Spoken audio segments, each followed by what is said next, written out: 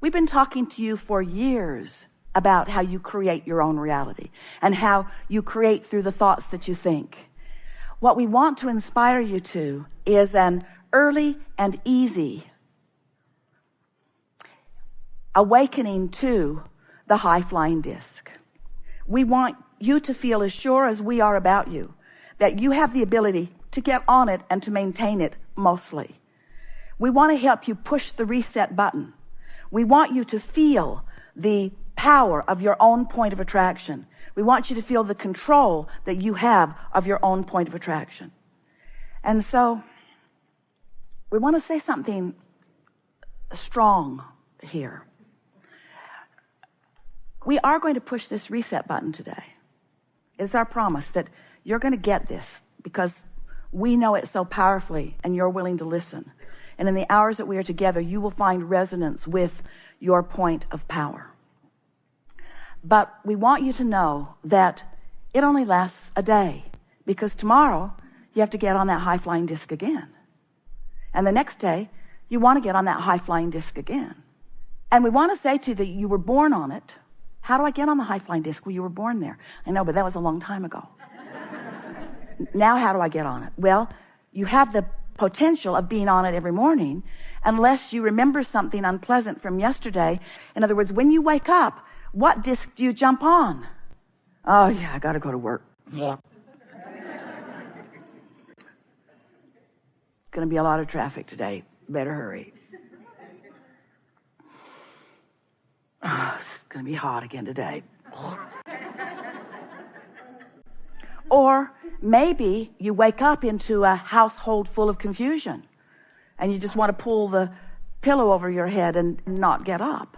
We want you, before you go to bed or before you go to sleep, to pre-pave your morning and say to yourself, in the morning, I'm going to wake up on the high-flying disc and I'm going to acknowledge that I'm there and I'm going to milk it as best I can. Now, you might not make it till breakfast. You might not even make it till you get out of bed. Esther has begun saying, she's been doing this for about 6 weeks now. And after about day 20, it became really, really easy to do. And she began saying to herself, oh, I'm awake. A startling and profound announcement to herself. I'm awake. For a while she'd say, damn, I'm awake. I'm awake. I'm awake. Am I going to go back to sleep? Because sometimes she has the luxury of doing that.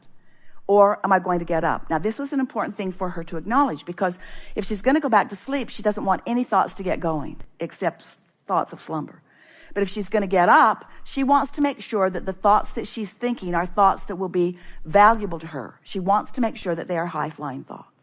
And so usually she begins with some strong statement of appreciation of something that's very easy for her to appreciate.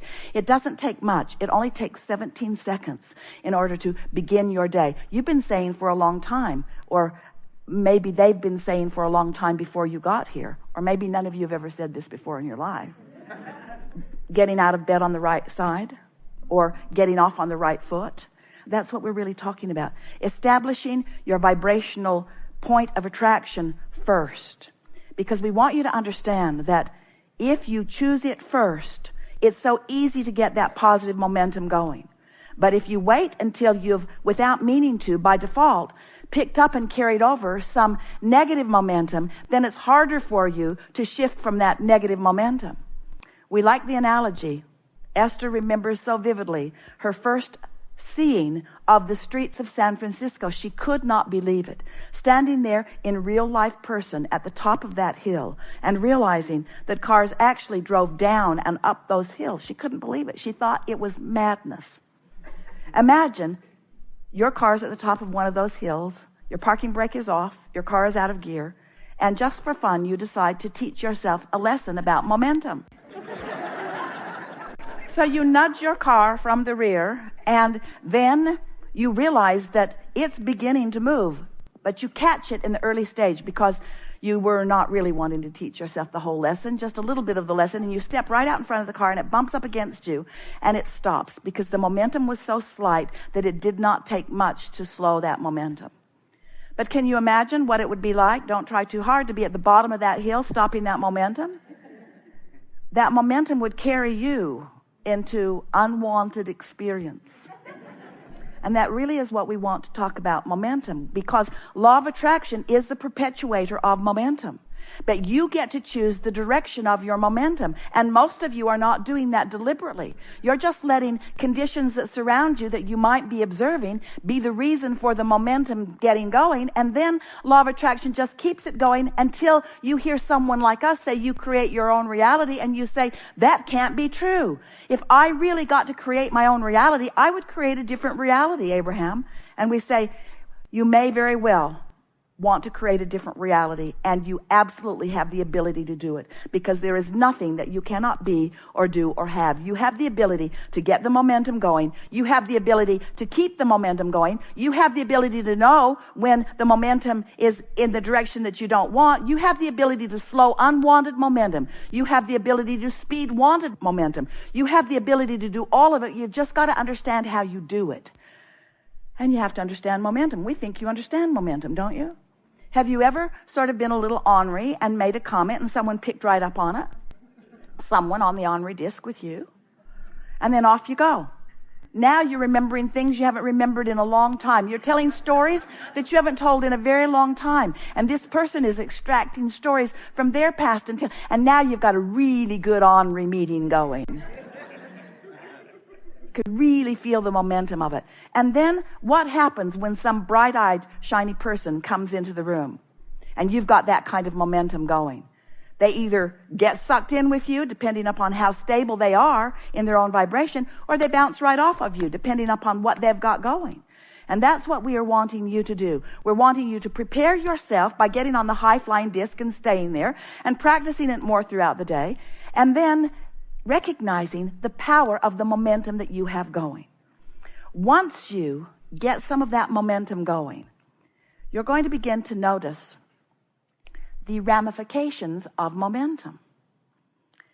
And those ramifications are what you want to call materialization. You want to call it manifestation. We like calling it actualization or demonstration. So what happens when you get a really good momentum going is that the first thing that happens is you experience the manifestation of emotion. And we want to call emotion a manifestation because does it get any realer than feeling? When you get that feeling, isn't it real? Isn't it up close and personal kind of real?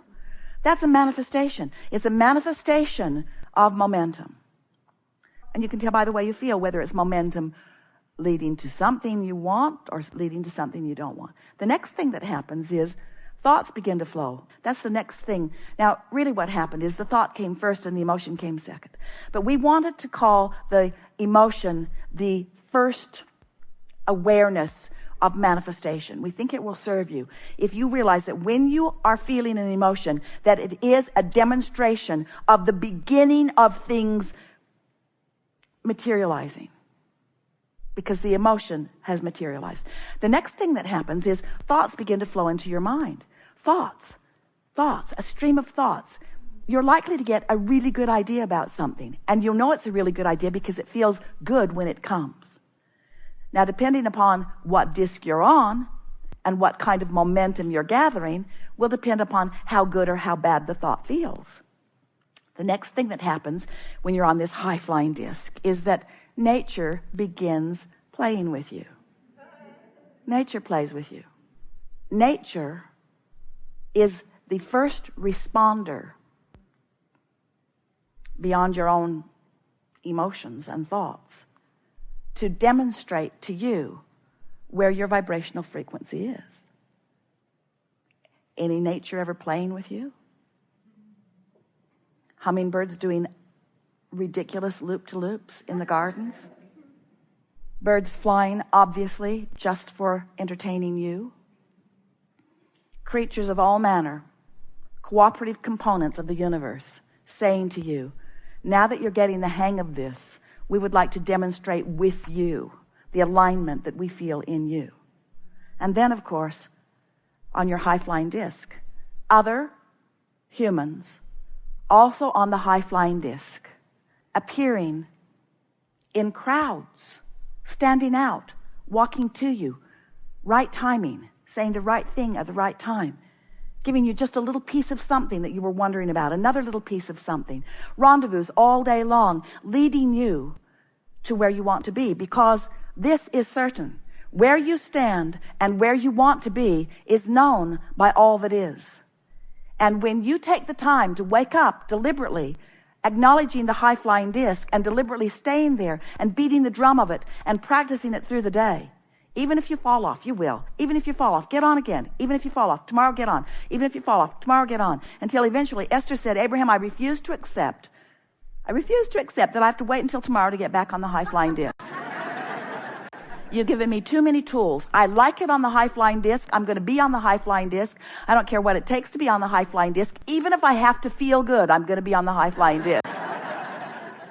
And after a while, it just becomes such a steady point of attraction that you begin to feel like the invincible creator of your own reality that you are. Because you are the creator of your own vibrational offering. Because you have guidance to let you know. You have guidance to let you know. So there are two ways of knowing what disc you're on. First is how you feel. Next is what's manifesting around you. Those are the indicators. So this message is not about scolding you about being on anything other than the high-flying disc. You get to be wherever you want to be, and sometimes being on those lower discs is really a clarifying experience. For a while, Esther was hard on herself when she knew she was not on the high-flying disc. She would be really mad at herself for not having the self-discipline to stay there. And we would say to her once she would come back into earshot of us, Esther, these are not negative moments. These are not bad moments. These are not wrong moments. These are clarifying moments. And how wonderful it will be for all of you when you're consistently hanging out on that high-flying disc. And then you have those little clarifying dips that just keep parlaying you into more and more and more clarity about who you are and what you want. Life is supposed to feel good to you. And it's not supposed to feel good later. It's not about planning that vacation or looking forward to retirement or waiting for your dream mate or your dream home or your dream vacation. It's not about waiting for something good to happen. It's about being in a place that the good stuff can rendezvous with you right now, you see. And you have the ability to control your vibration so that good stuff is rendezvousing with you right now. And you're going to reach the place where you're even willing to say the stuff that you didn't think you wanted that rendezvoused with you was still good stuff. Because out of it comes clarity. Out of it comes expansion. Out of it comes more potential for more good feeling. You have control of the way you feel. Therefore, you have control of everything that comes to you.